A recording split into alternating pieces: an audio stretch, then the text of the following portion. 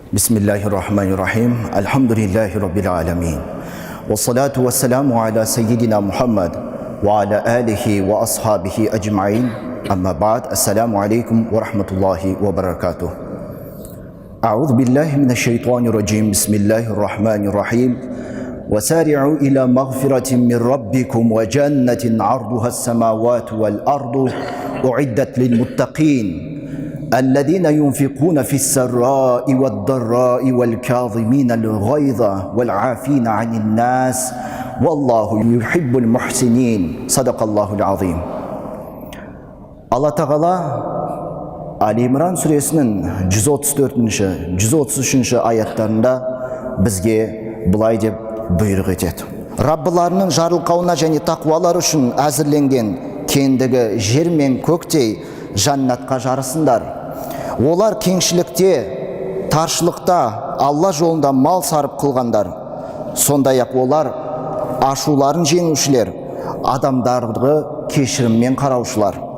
Алла жақсылық істеушілерді сүйеді делінеді. Міне осы аятқа көңіл аударатын болсақ, ислам дінінде, шариғатымызда момын мұсылмандарға әрдайым бір-біріне кеңшілікпен қарауға, мейірбан болуға, жұмсақтық танытуға бұйырады. Момын мұсылмандардың бойындағы табылу керек қадір қасиеттің бірден бірегейі ол жұмсақтық.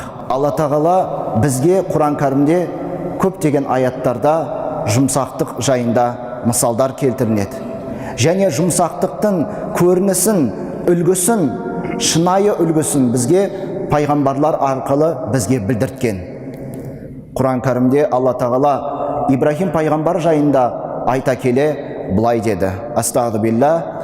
Инна Ибрахима лахалимун ауахум муниб. Садақаллахул азим. Расында Ибрахим анық жұмсақ, тым қамқор және бой ұсынушы деп оны сипаттаған еді. Және Алла Тағала Ибрахим алейхиссаламға Исмаил ұлын сыйлаған кезінде Құран кәрімде сол баланы пайғамбар болған, пайғамбардан туылған пайғамбарды сүйіншілей келе бұлай деген еді. Фабашшарнаху биғуламин халим. Яғни біз оны сондай бір жұмсақ ұлмен, перзентпен сүйіншіледік деді.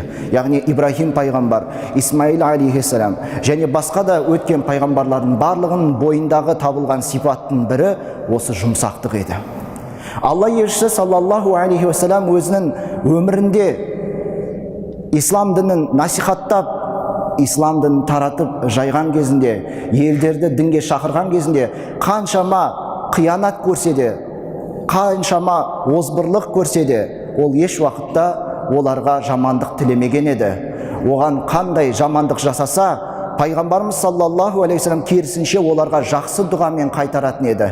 Алладан оларға мархамет тілейтін еді, оларға Алладан тура жолға түсуін Алладан сұрайтын еді. Сол Таиф елді мекеніне барған кезінде Алла елшісі саллаллаху алейхи вассалам сол елді мекендер пайғамбарымыздың дағуатына, пайғамбарымыздың дінге шақырған сөздеріне қарсы шығып, оны мазақ етіп, тіпті үлкен қарт қариядан кішкентай балаларға дейін оны елді мекенінен қуып таспен лақтырған болатын. Сол кезде жарасынан қан сорғалатып, сол Таиф елді мекенінен кері қайтқан пайғамбарымыз саллаллаху алейхи вассалам дұға ететін еді. Уа Аллах Тағала, олар білместікпен істеп жатыр. Алла Тағала оларға сол тура жолды нәсіп ете көр, оларға ақиқатты білуді өзің нәсіп ете көр деп Алладан сұрайтын еді. Сөйтіп дұға жасап жатқан кезінде оған Жәбірейіл періште келіп айтады екен: сені осыншама жазалаған, осыншама жәбір көрсеткен елді мекенге мынау тауларға бұйырып, сол елді мекенді астан кестен шығарса, Алла бұйрық беріп отыр, соны істесек екен деген.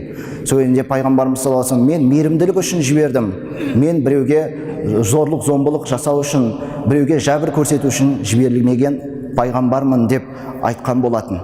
Сондықтан мына жерде келесі бір оқиғаны айта өтейік.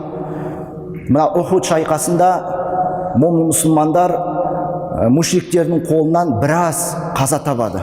Соның ішінде пайғамбарымыздың көкесі Хамза алейхиссалам дүние салады. Сонда мұсылмандардың көбісі сол жерде қаза тапқан бауырлары үшін қатты қайғырып, былайша айтқанда өздерінің ақыларын алмақшы болады. Сөйтіп Алла тағала Құран кәрімде момын мұсылмандарға Нахл сүресінің 126 аятын жібереді. Сол аятында Алла тағала бізге وَإِنْ عَاقَبْتُمْ فَعَاقِبُوا بِمِثْلِ مَا عُوقِبْتُمْ وَلَئِنْ صَبَرْتُمْ فَهُوَ لَهُوَ خَيْرٌ لِلصَّابِرِينَ. Садақаллаху азим.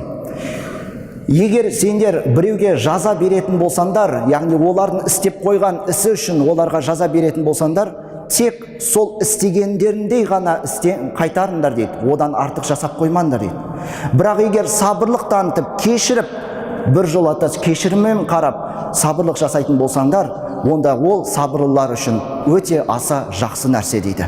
Сөйтіп, сол момын мұсылмандар көпшілігі сол жерде сабырлық танытып, Алладан дұға етіп, жұмсақтықпен, мейірімділікпен, былайша айтқанда жанашырлық таныта отырып, осы жандарына батқан қиыншылыққа қарамастан барынша Алладан дұға тілеумен өздерін сабырлыққа шақырған болатын. Сондықтан момын мұсылман әрдайым қандай жағдай болмасын жұмсақтық танытуын естен шығармау керектігін біз біле жүрейік. Ва ахири дауана анилхамдулиллахи раббил аламин.